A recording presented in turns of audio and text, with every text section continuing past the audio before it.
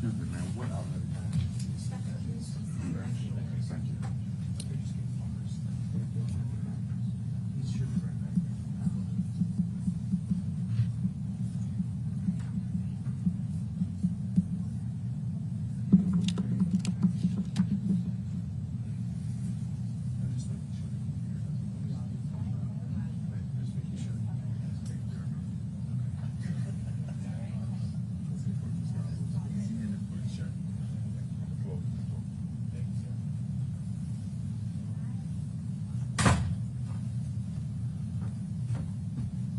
Well, good morning, everybody, and thank you for joining us today for FEMA and Partners press conference on Hurricane Ian updates. My name is Michael Hart. I'm the FEMA Media Branch Chief. Thank you all for being here today. Just a few notes and ground rules before we get started.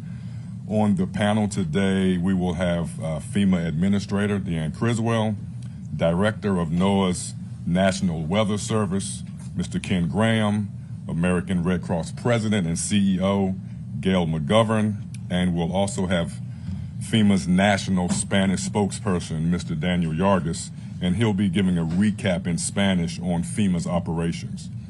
After updates from the administrator and panel members, you'll all have about an hour to ask questions pertaining to the storm and updates, with one follow-up question if necessary. Please identify yourself as always and your outlet when asking your question. Any questions that we do not get answered for you today, as always, you can reach out to the FEMA News Desk at FEMA-news-desk@fema.dhs.gov for any follow-up questions, etc. And finally, we ask that you keep the ASL interpreter in your camera shot throughout today's briefing. We've already forwarded you a link to B-roll that is suitable for use with any of your reporting. And if interested, you'll have an opportunity today to shoot B-roll in the National Response Coordination Center, which is located right here at headquarters after the press conference this morning. We'll get that set up right after the presser is completed. Interviews and stand-ups up in the NRCC are not going to be available today, unfortunately, but feel free to reach out to the news desk for any opportunities in the near future, and we can work to help you out with that. All right, so we'll get started here momentarily, and thanks for your patience and your time again this morning. Can we get a 2-minute warning just when we start? Yes.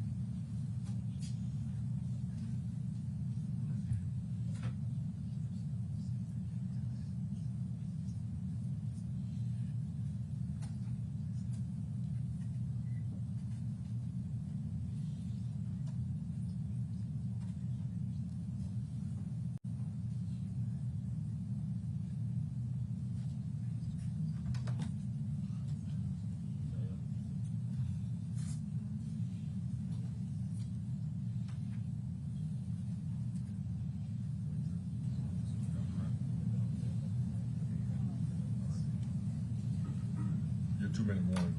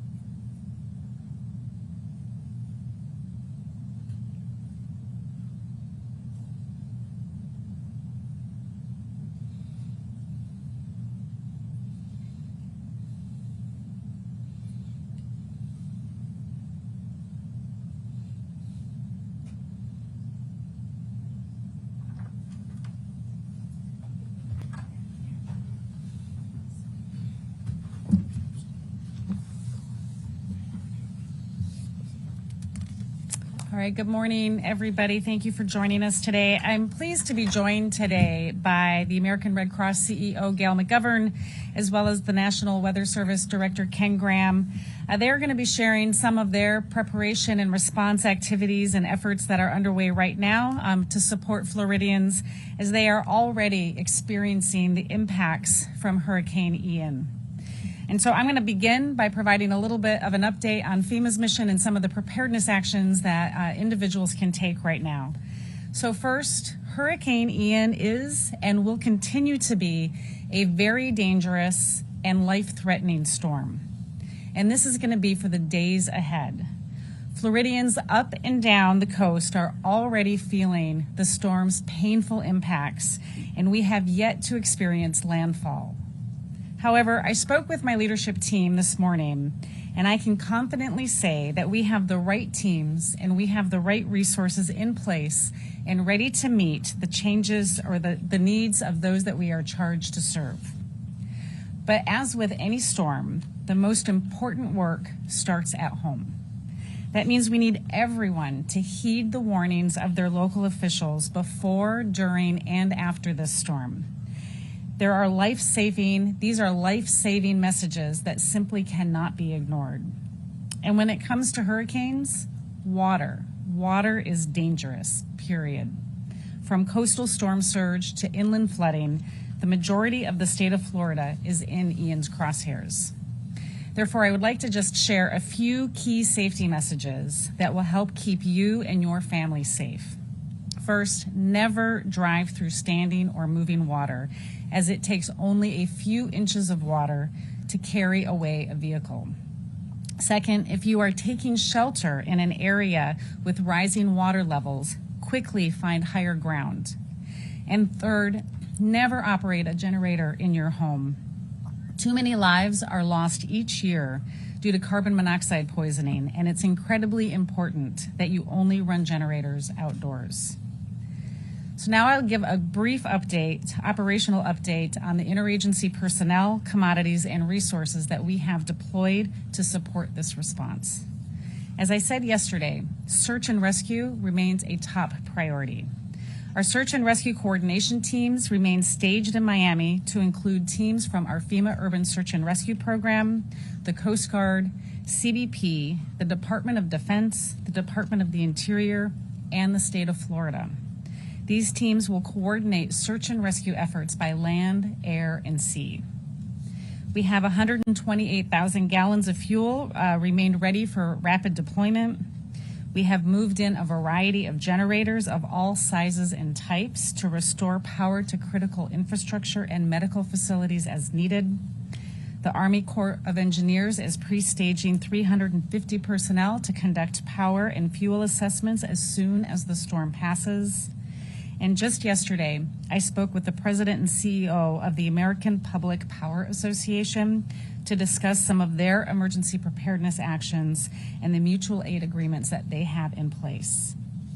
We have 3.7 million meals and 3.5 million liters of water staged in Alabama, and there are multiple volunteer agencies that are staged and prepared to perform feeding operations as soon as it is safe to do so. We have provided Florida with 300 ambulances as well as expert federal medical teams. These are the same teams, the same brave first responders that we use to help communities during COVID-19. We are also tracking medical needs across Florida's hospitals, adult care facilities, and dialysis centers, both for facilities that have evacuated, but more importantly for those that have not. And finally, as I told the president yesterday, this level of interagency coordination will not stop as we prepare for the historic and the catastrophic impacts that we are already beginning to see. So now with every emergency response, we would not be successful in meeting our mission without our partners at the American Red Cross. The Red Cross has done an incredible amount of work in preparation for Hurricane Ian, and it is my pleasure to welcome the American Red Cross CEO, Gail McGovern. Thank you so much, Administrator Criswell, for inviting me to join you. And FEMA and the Weather Service are wonderful partners, and I want to thank you both. On behalf of the American Red Cross, our hearts are with everyone that's in the path of Hurricane Ian. Please listen to your local officials, evacuate if they tell you to do so, grab your medication, your glasses, your important documents, prescription drugs, and the like. Check on your neighbors, and please don't wait out the storm if you're being told to evacuate. It's dangerous. We're working closely with our partners and local officials in the affected communities to make sure they have the help that they need. Since last week, the American Red Cross has been moving hundreds of trained volunteers from across the country and tens of thousands of relief supplies to Florida in preparation for Ian. Everyone's safety is our top concern. We have dedicated and very compassionate teams of experienced Red Cross leaders in Florida, Georgia, South Carolina, and North Carolina. They're in contact with state, local, and tribal officials, and we will be ready to support the evacuation centers. As of this morning, staged in Florida, we have nearly 500 Red Cross responders and shelter supplies for 60,000 people. Those Red Cross teams have been responding to the request from local government to equip and open evacuation centers, and they're preparing now to deliver critical relief after the hurricane passes. After landfall, by the end of this weekend, over 2,500 Red Cross responders will be deployed to Florida and other affected states. We'll work with our government and nonprofit partners and provide shelter, food, emergency supplies, care, comfort, and hope to the tens of thousands of people in the path of the hurricane. Also, if people want to help their neighbors, we can always use local volunteers. Just go to our website, redcross.org. And there are a lot of ways to find where there are safe shelters. Anyone who needs a safe place can go to find information for open Red Cross shelters at our website, redcross.org. Or you can use our free Red Cross emergency app, and you can call 1-800-RED-CROSS. Just make sure you're following the instructions of the officials. And you can also find shelters at floridadisaster.org. And finally, to everyone in the path of the storm, please, please, please follow the evacuation instructions from your elected officials and your local officials. We know that for many of you, recovery from Hurricane Ian will likely be a very long road, and your American Red Cross will be there. And if you'd like to help us, you can volunteer, you can donate blood, or you can make a financial donation by going to redcross.org. And no donation is too small. They're all deeply appreciated, and everything that the Red Cross does is because of the generosity of the American public. Thank you. Thank you very much, Gail. Now I'd like to turn to Director Graham from the National Weather Service to talk about what he's doing to support the response. Thank you, Administrator Criswell. Appreciate that. And, we're watching the storm closely. Of course, it's a very historic storm as we look at this. So I just appreciate the relationship and the coordination with FEMA and also the state, the county, the local, and also the federal level, all the emergency managers. So there's been coordination, briefings behind the scenes talking about this storm for the last week, and we just appreciate that relationship. Actually, literally have my phone up here because things keep changing as we speak. With a storm like this, it's very common, so I'll be able to bring you the latest information right up here. Well, I wish this wasn't a forecast that I had to deliver. You really look at this. I wish this wasn't a forecast that's about to come true. Okay, so this is a devastating storm for parts of Florida, not just on the southwest coast, but also inland associated with some of these impacts. This is going to be a storm we talk about for many years to come. It's a historic event. So the impacts are already underway. Already starting to see some of those squalls getting into Florida. And we're throwing everything at it at NOAA. everything from the satellites, radar. We've had extra balloon releases across the country. Think about the Midwest. Think about the Northwest United States, the Weather Service Forecast Office launching extra balloons so we get that data into the models, to try to get everything we can into the models to make these forecasts.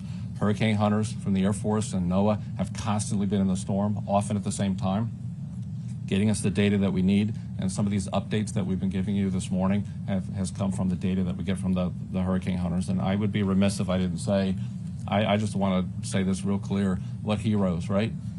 They going towards the storm so we can get everybody away from the storm. So just real heroes flying into there, both the NOAA hurricane hunters and the Air Force hurricane hunters. Just absolutely amazing work from these heroes. Winds are 155 miles an hour. Category 4 storm. The radii, hurricane force winds go out 35 miles from the center. It's so important not to just focus on that center line, right? It's big. 35 miles away from the center, you have those hurricane force winds. Think about this, 150 miles away from the center, you have tropical storm force winds. So it's not just right there in the center, right? It's a bigger impact from all of this. And the storm is slowing down as forecast. And that's going to compound the issues associated with storm surge and compound the issues associated with the rainfall. So real important, you heard the advice already here, have those plans in place. If you're in Southwest Florida, you know, the time is to be safe and be where you are, and other places, you know, the central part of the state and the Northwest, this isn't just the West Coast, even the East Coast of Florida is going to see some storm surge and some winds as this takes the time to move across the state. Slow. So it's going to take 24 hours or so once it makes landfall to make it to the other side of the state across the peninsula. So it's 24 hours of rainfall, 24 hours of winds pushing the water. That's 24 hours that you'll see some impacts associated with this. We already heard it. Administrator Criswell, we've talked about this for years, and it's true. Water. We have to talk about the water. 90% of your fatalities in these tropical systems comes from the water. It's the storm surge. It's the rain, not just on the coast, but also inland. So we have to talk about it. Life-threatening, devastating storm surge forecast. Okay, this is the brand new information over the last hour or so. Think about some of these values. Middle Longboat to Inglewood, 6 to 10 feet. Inglewood to Bonita Beach, 12 to 18 feet storm surge. That's above ground. That's up your pant leg. That's a lot of water. It's a dangerous, life-threatening amount of storm surge, okay? Bonita Beach to Chokoloskee, 8 to 12 foot of storm surge. So these communities along the coast, it's an incredibly dangerous situation. Rainfall, not just along the coast, but inland. Think about these values that we're forecasting. Widespread 10 to 15 inches, 15 to 20 inches. Some places going to get 2 feet of rain. It's moving that slow. And that rain has a tough time draining because the storm surge has it blocked. So the water, people really need to listen to the warnings, have multiple ways to get information and warnings, as the water is going to be incredibly dangerous. The wind as well. And we talk about the leading cause of fatalities being water, but when you have a Category 4 storm like this around that eye wall, devastating amount of damage right around that eye wall. So structural damage, power lines, trees, and some serious damage right around that eye wall. And tornadoes. If there wasn't enough threats, we still have tornadoes. 90% of your tornadoes are on that right front quadrant. So as we follow this storm in, the right front quadrant's where you get 90% of the tornadoes. So everybody really urging you to stand by for some of those warnings as they get issued. So that's it. There's an incredible amount of information. It's coming. And the one last thing I want to mention, even getting through the storm, it's dangerous afterwards. It's no fun after these storms, okay? There's debris. There's, you know, you think about trees, power lines, and please be careful with the generators. We've seen over the last couple of years in some of these big hurricanes, including Hurricane Laura that hit Louisiana, that there were more fatalities afterwards associated with generators than there was from a similar storm surge of 16 to 18 feet. So I'm just urging everyone, please follow those instructions and really be careful after the fact. So anyway, that's all I have. Administrator Criswell, you know, I just appreciate the partnership. We're all in this together. We're all trying to make the country weather and climate ready, and together we're able to do it. So thank you very much. Thank you, Mr. Graham. Jim, join us with the Thank you. recap. Thank you. Hola, muy buenos días. Soy Daniel Yarguez, portavoz nacional de FEMA. Voy a hacer una actualización de lo que dijo la administradora Criswell. El huracán continúa siendo una amenaza peligrosa para la vida en los próximos días. Los residentes del estado de Florida, en las partes de la costa, ya empezaron a sentir estos embates del huracán Ian y todavía no toca tierra. Entonces, queremos que tengan mucha precaución.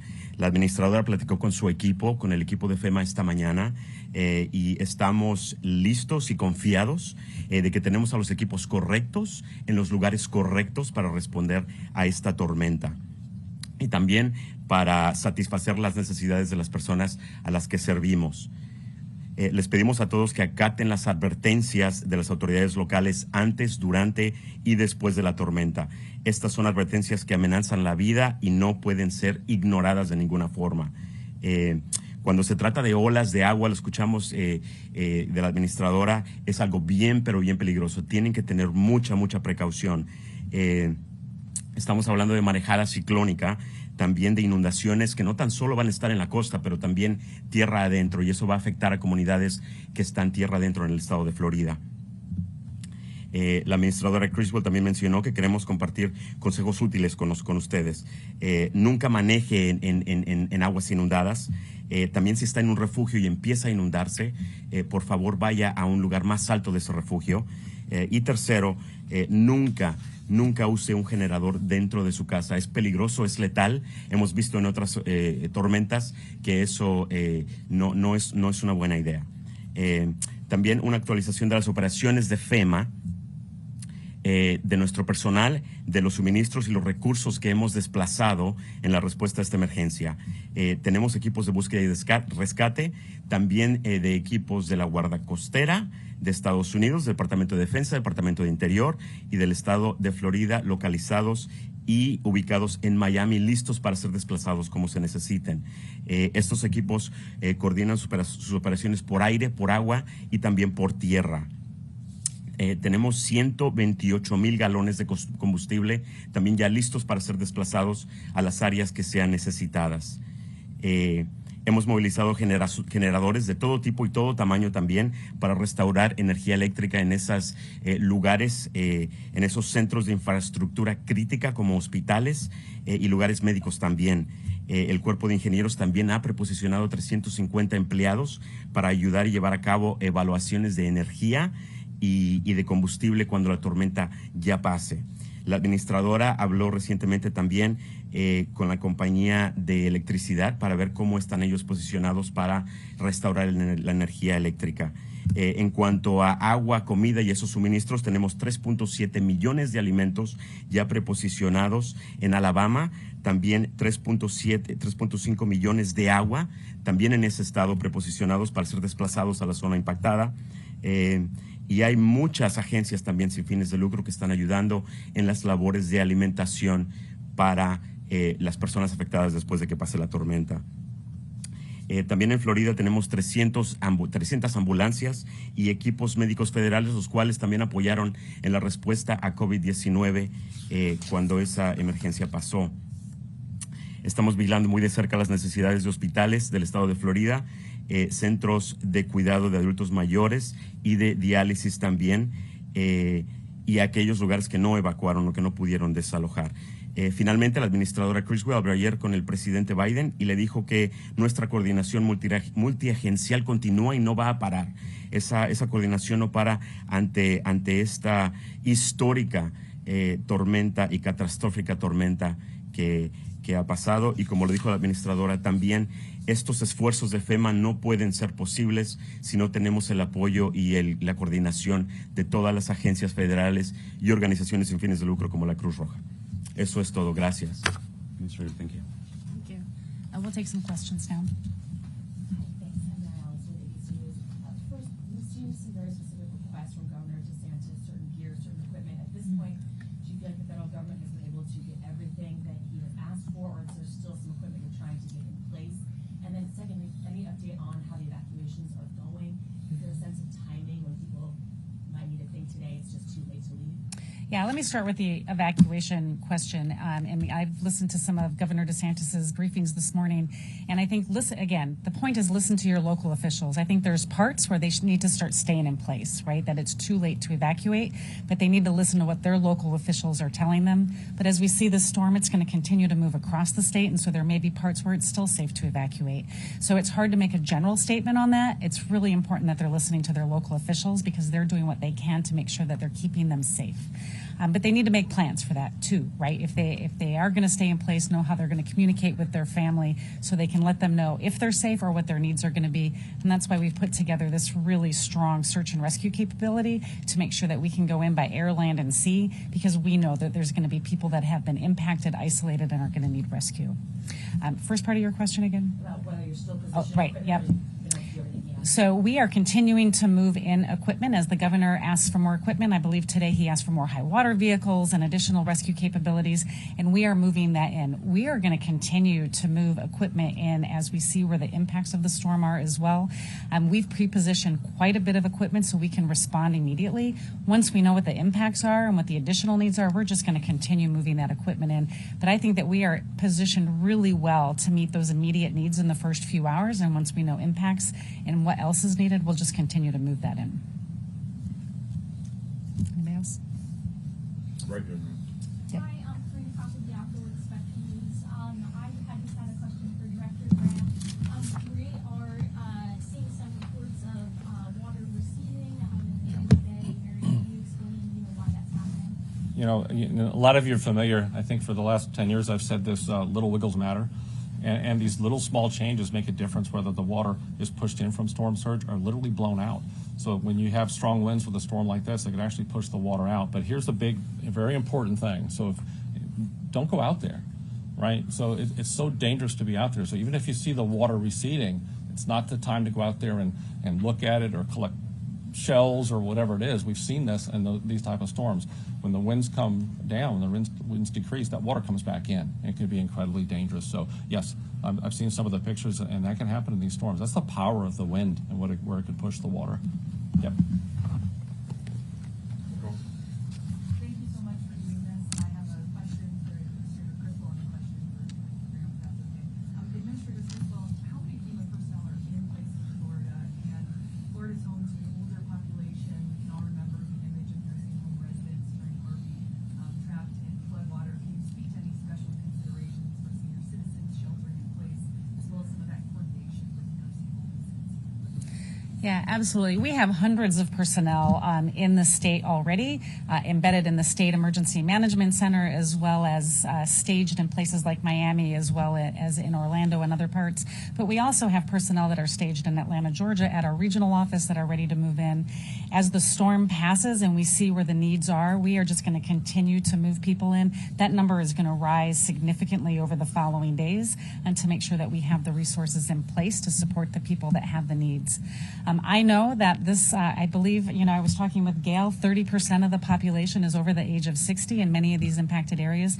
We know that that's going to be a significant concern. When I talked to Governor DeSantis on Friday and asked him what his concerns were, that was one of his concerns. I think that's why we've put in place this really robust search and rescue capability across the federal government to complement the amazing efforts that the state already has in place through their own urban search and rescue teams and the National Guard, because we know we're going to have to get out there and check and make sure that everybody is okay. That is our first priority, and that's why we have this multi-agency, federal, state, local effort in place to make sure that they are mapping out where they're going to be able to go. When I talked to our Deputy Federal Coordinating Officer this morning, what he told me is that these teams are going to be assigned directly to local jurisdictions, right? So they can put them and assign them to go search places where they know that their need is, and that way we're not having any gaps in the efforts that we're doing. For Director Graham, you called this storm historic. How does this storm compare with previous historic storms, Andrew, Irma, Michael? Can you speak a little bit more to what makes this maybe similar or distinct to some of the storms? The first comment I always try to make is they're all so different. Every storm is so different, and it's just an urgent plea to everybody listening: don't compare storms. So there's similarities when you see, storms about the storm surge. Hurricane Laura, we saw 18 feet of storm surge. It was devastating.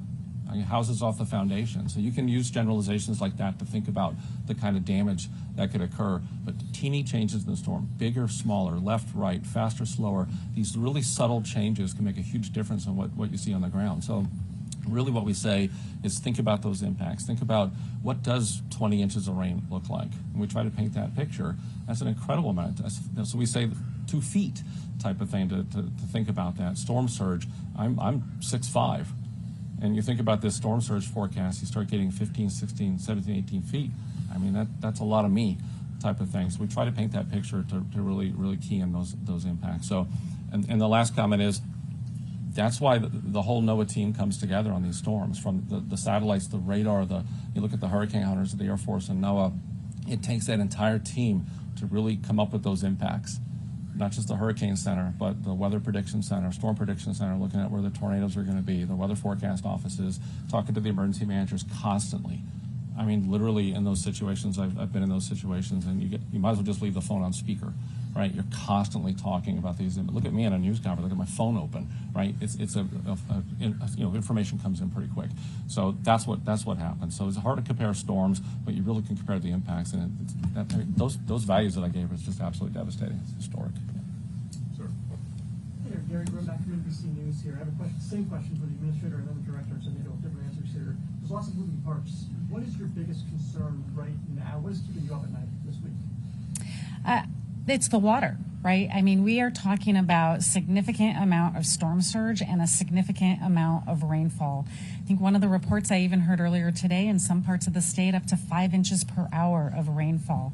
You know, when you combine those two together, as you heard Director Graham say, it's going to flood. The storm surge is going to back up the rainfall, and it's going to create incredibly life-threatening, dangerous situations. So for those people who didn't evacuate and are now being asked to stay in place, they need to make sure that they're getting to high ground, right? And that they are putting themselves and their families in a position that is going to keep them safe. For those that are still being asked to evacuate, take them seriously. Evacuate and get out of harm's way. I think the other big concern I have is then once the storm passes and individuals go out into this water, the water is still dangerous, right? It's still going to be moving rapidly. It's still going to have debris in it. It's still going to have down power lines in it. So there's so many different dangers after the storm passes that also contribute to some of the indirect fatalities that we see after a storm. So people just need to stay focused. They need to listen to their officials. They need to understand what the threats and the dangers are. Those first few hours, days after the storm passes are just as dangerous as when the storm is going over. So it's interesting when you do this enough years that we have it's the same concerns. It really is. It's interesting when I listen to Administrator Criswell, it's the same thing. So I worry about, people that are inland that think they're okay because they're away from the coast, and it's not true. Right, the storm surge pushes water into, so you have every canal and river that usually drains that rain, they're going to flow backward. The water gets pushed into these areas, flows backward, and then that rainfall has nowhere to drain. So even if you're inland, you have dangers associated with the water. So there's no safety there. So you have to really be in a situation that you're really safe. And it's the same thing afterwards. I worry about it so much, and it's all, you see it on every one of these storms. We get through the storm, and then afterwards, the hazards, the water, what's in the water. You think about power lines down, hazards, and you think about generator use. Please help us get that message out, because every one of these storms, we lose so many people afterwards for improper generator use. I'm just begging everybody, please, if you don't know, ask. Right? There's instructions, there's information out there, and make sure they're well-ventilated areas away from your windows, not in the house. And if we could do that, we can save some lives. So help us get that message out. So it's the same thing.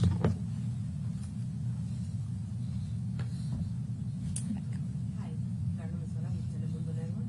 This question is for Mr. Daniel Jarvis, if you can answer it in Spanish. Sure. Para la gente que quizá no habla español, que esté ahorita en peligro en esa área, ¿qué debería de hacer? ¿A dónde debería referirse para adquirir información en su idioma? Y también recordarle a la gente que a lo mejor tiene una situación migratoria difícil, el pedir ayuda Lo más importante en estos momentos, Carla, es que las personas escuchen las indicaciones de las autoridades locales. Para recibir información en español, les recomiendo que descarguen la aplicación de FEMA, totalmente en español, para teléfonos Android y para teléfonos Apple. Y ahí pueden, dos cosas, recibir alertas de las condiciones del tiempo y también encontrar refugios si es que tienen que ir a un refugio cercano. En este momento, la recomendación es que se queden en su casa. Como dijo la administradora, una de las cosas que nos preocupa mucho para nosotros es el agua. El agua está creciendo, aumentando muy rápidamente. 5 pulgadas cada 10, 15 minutos, eso es mucho. Y todavía no toca tierra el huracán. Entonces, primeramente el mensaje es que estén seguros. Si pueden descargar la aplicación, reciban estas alertas de las condiciones del tiempo y también buscar un lugar seguro. Gracias.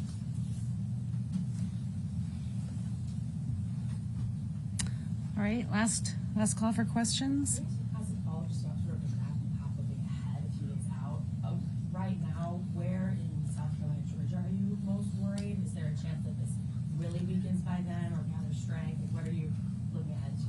Yeah, I'll let Ken talk about that, but let me first say I did speak with the governors of Georgia and South Carolina a few days ago about their concerns. That was before we knew where the path of the storm was definitely going to go. I think the predictions are that they are going to experience some storm surge and some rain. Our Region 4 office, which is located in Atlanta, Georgia, they have been fully engaged with the staff in both Georgia and South Carolina. We've sent liaison officers there to integrate with them. And as they decide what their potential needs might be, we'll continue to move resources in that area as well. Ken, I don't know if you have anything else. Yeah, you can see with the track on the board up here. So it's not just the west coast of Florida, it's also the east coast. So the wind field's so large, you'll actually get storm surge in portions of northeast Florida. So Jacksonville area, there's going to be water some pushed up into those areas. So even they need to really pay attention to this. And it goes over water for a little bit, but we don't expect some rapid intensification there, staying a tropical storm. But here's the thing, development or not, it's still a lot of moisture. So you'll see some storm surge values in Georgia into South Carolina, but the rain's got to go somewhere. And these are states that have some terrain, so you could see some flash flooding. So just anybody in these areas, just pay attention to that information. Have the latest forecast because there could be some flash flooding up in those areas over the next few days. All right, if there's no more questions, I would just like to say thank you to everybody for joining us here today, and thank you for helping us get the message out to people so they know what the threats are. We can make sure that we're doing everything we can to keep people safe. Thank you.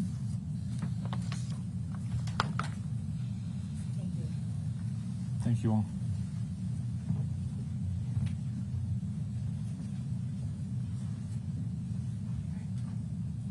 All right, thank you everybody once again. For those who do not need to capture any B-roll in the coordination center, we have my colleagues standing by to escort you out. And then if those who are in need of capturing B-roll, if you could hold fast right here. We'll keep you here and then we'll get you upstairs. Thank you again.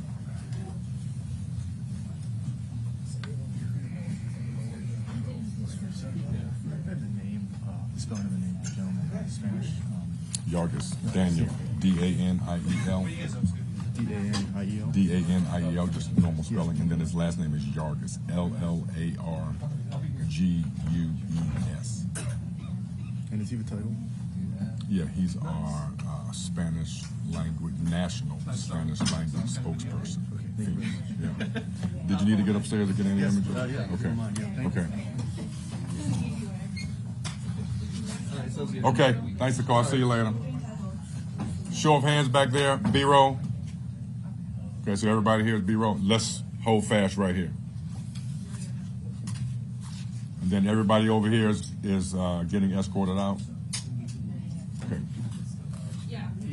Easy day. Just another day in the office. Man. That's all it is. Would you hold fast right here? I'll be right back, okay? Do you want us to bring people in our system? Yeah. I'm gonna need some help, so just hold fast. I'll be right back. Okay.